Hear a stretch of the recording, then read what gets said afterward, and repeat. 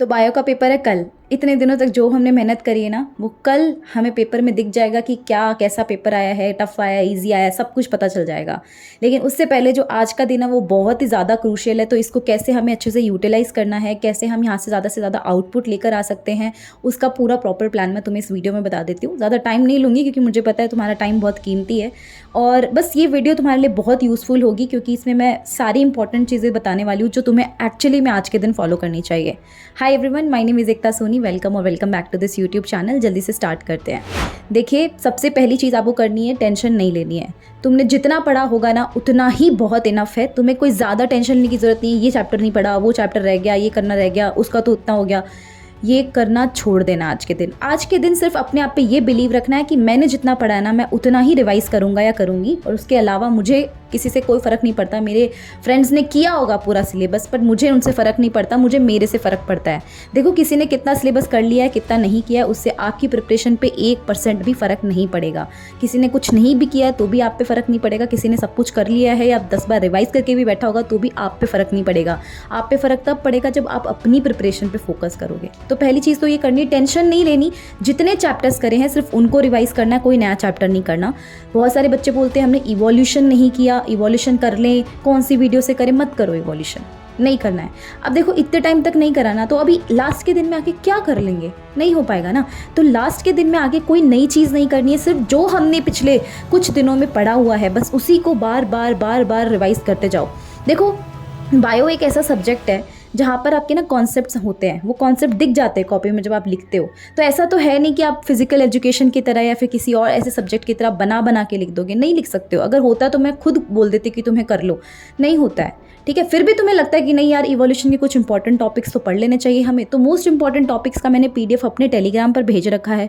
सिर्फ most important topics को अच्छे से रिवाइज़ करो। और जब भी आज पूरे दिन में रिवाइज़ करोगे ना, तो रिवाइज़ करने के लिए तुम ज़्यादा हाई वेटेज वाले चैप्टर्स को पहले रिवाइज़ करोगे। ये नहीं कि तुम रिप्रोडक्टिव हेल्थ जैसा चैप्टर लेकर बैठ गए, उसको रिविजन करने में 2 घंटे लगा दिए। अब तुम्हारा molecular basis of inheritance, principle of inheritance and variation वाला चैप्टर बचा हुआ है, ये नहीं करना है। तो मैंने तुम्हें ना प्रॉपर शेड्यूल भी भेजा हुआ अपने टेलीग्राम पर और कम्युनिटी पोस्ट पे भी पोस्ट कर दिया कि तुम्हें कब क्या कौन से चैप्टर्स किस सीक्वेंस में करने हैं। ठीक है, तो principle of inheritance and variation कर लो, मॉलिक्यूलर बेसिस ऑफ इनहेरिटेंस कर लो।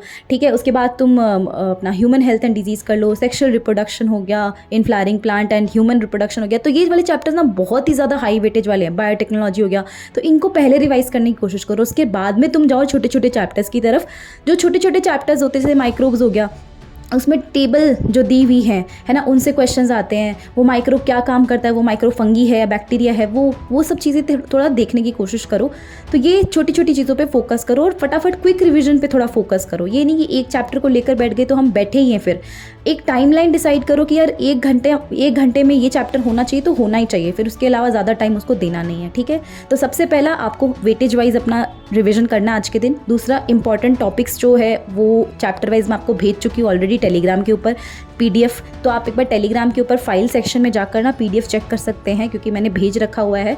साथ में प्रीवियस ईयर पेपर्स मैंने भेज रखे हैं। देखिए, तुम्हारे पास अगर टाइम है, अगर कुछ बच्चे होंगे जिनका रिवीजन हो चुका है, वो आज के दिन प्रीवियस ईयर पेपर भी एक बार देखना चाहते हैं, तो प्रीवियस ईयर पेपर्स भी मैंने भेजे हैं। अगर देखना चाहो तो देख सकते हो, बाकी ऐसा कोई ज़रूरी नहीं है, नहीं भी देखोगे चलेगा। फिर सबसे इंपॉर्टेंट जो एक वीडियो मैंने कल करी थी, दैट इज़ की 50 शॉर्ट क्वेश्चंस। ठीक है, वो लाइव करी थी मैंने, लाइव के सेक्शन में आपको मिल जाएगी। वो शॉर्ट क्वेश्चन बहुत ज़्यादा इंपॉर्टेंट क्वेश्चन है। एक बार उन क्वेश्चन को गो थ्रू कर लेना, अपने आप से रिकॉल कर लेना, उनके डायग्राम्स अच्छे से देख लेना। ठीक है, अब डायग्राम्स की बात आई गई तो बता देती हूँ कि डायग्राम्स को बहुत अच्छे से एक बार रिवाइज करके जाना। जब भी तुम्हारे पास हल्का फुल्का खाली टाइम मिले, ब्रेक टाइम मिले, इधर उधर तुम जाओ, तो डायग्राम का PDF मैंने अपने टेलीग्राम पर भेज रखा है, मोस्ट इंपॉर्टेंट का। वो एक बार PDF गो थ्रू कर लेना, सारे डायग्राम्स। और डायग्राम्स के लिए मैंने एक वीडियो भी बना दी है, तो प्लीज़ वो एक बार गो थ्रू कर लेना, 2x पे चला के जैसे भी करना। ठीक है, डायग्राम को रिवाइज कर लेना, डायग्राम की सारी लेबलिंग्स को अच्छे से रिवाइज कर लेना। उसके बाद में तुम्हारा क्या बच जाता है, MCQs बच जाते हैं। तो उसके लिए मैं भी एक सेशन लेकर आने वाली हूँ जिसमें अपन एक MCQs का भी प्रैक्टिस कर लेंगे। ठीक है, तो वो चीज़ कर सकते हो। इसके अलावा मान लो तुम्हें कोई लगता है कि भाई कोई चैप्टर है जो मुझे थोड़ा सा वीडियो के थ्रू समझना है, तो उसके लिए मैंने रैपिड रिविजन सीरीज़ का एक प्लेलिस्ट बनाया हुआ है जिसके अंदर मैंने सारे चैप्टर्स का कम टाइम के अंदर, बहुत ही कम टाइम, मतलब 1 घंटे तो मैं बहुत ही रेयर में गई हूँ, 1 घंटे तक तो गई ही नहीं हूँ मैं।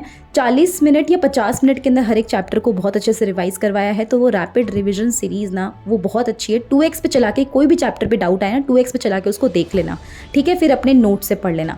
नोट्स तुम्हारे पास हैं, बहुत अच्छी बात है। नहीं है अगर तुम्हारे पास तो लिंक आपको डिस्क्रिप्शन बॉक्स में गिवन है। 49 रुपीज़ के अंदर सारे के सारे चैप्टर्स के नोट्स मैंने आपको दिए हुए हैं हर एक चैप्टर के, ठीक है। जस्ट 49 रुपीज़ के अंदर वो जाके आप बाई कर सकते हो। अब आज का टाइम है, उसके बाद तो मतलब ठीक है ना, तुम्हारा हो जाएगा पेपर। तो प्लीज़ आज के टाइम को बहुत अच्छे से यूटिलाइज़ कर लो और बहुत अपनी प्रोडक्टिविटी लगा दो यार। मतलब अगर आज तुम्हें खाना खाने में 10 मिनट भी लग रहे ना, मान लो जनरली तुम आधे घंटे लगा खाना खाते हो, तो आज तुम 10 मिनट में खा के उठ जाओ, 15 मिनट में खा के उठ जाओ। क्योंकि यार जब टाइम क्रूशियल होता है ना तो हमें देना ना पेपर, हमारी जगह कोई और तो नहीं आगे बैठने वाला, तो हमें ही कॉम्प्रोमाइज़ करना पड़ेगा थोड़ा। तो इसी चीज़ को थोड़ा सा मैनेज करते हुए पूरा दिन बहुत प्रोडक्टिवली हम यूज़ कर लेंगे। इसके अलावा तुम्हें बायो का पेपर कैसे अटेम्प्ट करना है वो और बता देती हूँ। देखो, एग्जाम हॉल में जाते हुए पहले तो अपनी पेंसिल पेन वगैरह सब लेकर जाना, क्योंकि डायग्राम बनाने के लिए पेंसिल की रिक्वायरमेंट होगी। इरेजर रख लेना अपने पास में, स्केल वगैरह हो गई, शार्पनर वगैरह हो गया, ये सब रख लेना। क्योंकि लास्ट मोमेंट पे जब पेंसिल वो टूट जाती है ना तो फिर शार्पनर हम लोगों से मांगते फिरते हैं, ठीक है। तो वो शार्पनर जो भी है वो अपने पास रख लेना। किट पूरी तैयार अभी करके रख लेना, ठीक है। उसके बाद डायग्राम बनाओ, पेंसिल से बनाना। लेबलिंग करो, पेन से करो, पेंसिल से करो, किसी से भी कर सकते हो, बट मैं सजेस्ट करूँगी पेंसिल से करो। क्योंकि जब इवन लगता है ना डायग्राम बहुत अच्छा लगता है। ऐसा नहीं कि डायग्राम तो आपने पेंसिल से बना रखा है फिर पेन से लेबलिंग कर रखी, तो एग्जामिनर थोड़ा सा थोड़ा दिमाग उसका खिसक जाएगा, तुम्हारे नंबर कट जाएंगे। और लेबलिंग को एक अच्छे पर्टिकुलर मैनर में करना है ना। मैंने इंपॉर्टेंट डायग्राम्स के उस वीडियो के अंदर बता रखा है कैसे आपको डायग्राम बनाना है। उसके साथ में तुम डायग्राम्स के साथ में क्वेश्चन को पेपर को कैसे अटेम्प्ट करना है। सबसे पहले तो पेपर पढ़ो। जैसे ही तुम्हारे पास पेपर आए 5-10 मिनट लगा के बढ़िया पेपर पढ़ो। 5-10 मिनट तो नहीं, 5 मिनट लगा के पेपर पढ़ो। पता चल जाएगा कौन से क्वेश्चन आते, कौन से क्वेश्चन नहीं आते, ठीक है। बायो में कॉन्सेप्चुअल है तो यहाँ पर वर्ड लिमिट का बहुत फोकस करना है। फिजिकल एजुकेशन की तरह नहीं कि 3-3, 4-4 पेज भर दिए हैं। यहाँ पर इतना देख रहा है कि जितना पूछा गया उतना ही आंसर करो, ज़्यादा आंसर करने की ज़रूरत नहीं है। वर्ड लिमिट एक्सीड भी नहीं करना और वर्ड लिमिट से अंदर भी नहीं रहना, ठीक है। उसके अलावा मैं सजेस्ट करूँगी कि जो 5 नंबर वाले क्वेश्चन, अगर तुम्हें लगता है कि तुम्हें आते हैं तो 5 नंबर वाले क्वेश्चन पहले करो। उसके बाद 3 नंबर वाले क्वेश्चन करो, फिर 2 नंबर वाले क्वेश्चन करो, फिर तुम करो केस स्टडी बेस्ड क्वेश्चन, फिर करो तुम एमसीक्यूज़ करने में टाइम नहीं जाता है। तो शुरुआत में जो एनर्जी होती है ना पेपर शुरू करते हुए, तो वो एनर्जी तुम बड़े बड़े क्वेश्चंस पे लगाओ, ताकि लास्ट में जाके अगर थोड़ा टाइम का हमारे पास इशू भी रहे ना कि टाइम कम है, तो उसमें एमसीक्यूज़ फटाफट हो जाते हैं। क्योंकि एमसीक्यूज़ में सीधा सीधा ये लिखना होता है कि भाई ABCD में से कौन सा ऑप्शन सही है। देखिए, ABCD में से कौन सा ऑप्शन सही है, सिर्फ वही ऑप्शन लिखना है। ऑप्शन का पूरा डिटेलिंग नहीं लिखनी कि भाई ये सही है, पूरा नहीं लिखना है। तो A है तो A लिख दो, B है तो B लिख दो, बस उतना ही करना होता है। तो उतना टाइम लगता नहीं MCQ में, इसलिए मैं बोल रही हूँ MCQs लास्ट में कर लेना, ठीक है। तो ये तुम्हारा पेपर का पैटर्न होना चाहिए, अटेम्प्टिंग स्ट्रैटेजी होनी चाहिए। तो मैं फिर बता देती हूँ तुम्हें ओवरऑल इस वीडियो का समरी। रैपिड रिवीजन सीरीज़ के थ्रू तुम अच्छे से रिवाइज कर सकते हो, लिंक डिस्क्रिप्शन बॉक्स में उसका प्लेलिस्ट का मिल जाएगा। दूसरा, नोट्स के थ्रू कर सकते हो, उसका लिंक डिस्क्रिप्शन बॉक्स में मिल जाएगा। नंबर 3, तुम एक जो 50 शॉर्ट क्वेश्चन मैंने कराए हैं वो वीडियो ज़रूर देख लेना, बहुत इंपॉर्टेंट वीडियो है। उसका PDF मैंने टेलीग्राम पर भेज दिया है। मोस्ट इंपॉर्टेंट टॉपिक्स का PDF टेलीग्राम पे है। मोस्ट इंपॉर्टेंट डायग्राम्स का PDF टेलीग्राम पे है। प्रीवियस से पेपर सॉल्व करना चाहते हो उसके PDF टेलीग्राम पे है। तो सारी चीज़ें एक बार जाके डाउनलोड कर लो और एक बार गो थ्रू कर लो। और सबसे ज़्यादा इंपॉर्टेंट, खुद पे बिलीव रखो। जो पढ़ा है उसी में से आएगा, जितना पढ़ा है उसी को रिवाइज करना है, नया कुछ नहीं पढ़ना है। और बिलीव रखना बहुत इंपॉर्टेंट है, क्योंकि यहाँ जो चीज़ें सेट होती ना, यहाँ चीज़ें अगर क्लियर होती ना तो फिर भाई सब क्लियर होता है ज़िंदगी में, ठीक है। तो मैं तुम्हारे साथ हूँ। लास्ट मोमेंट तक अपन काम करेंगे, लास्ट मोमेंट तक लड़ेंगे और 70 में से 70 बायो में ज़रूर लेकर आएंगे। चैनल को ज़रूर सब्सक्राइब करना, क्योंकि आपके 12वीं के एग्ज़ाम हो जाएंगे तो उसके बाद में जो आपके कॉलेज का पूरा प्रोसेस रहेगा, आपका कंपार्टमेंट एग्ज़ाम्स का जो होता है, कभी कभी कंपार्टमेंट के लिए भी हमें थोड़ा गाइडेंस की ज़रूरत होती है, तो वो भी मैं तुम्हें देती रहूँगी।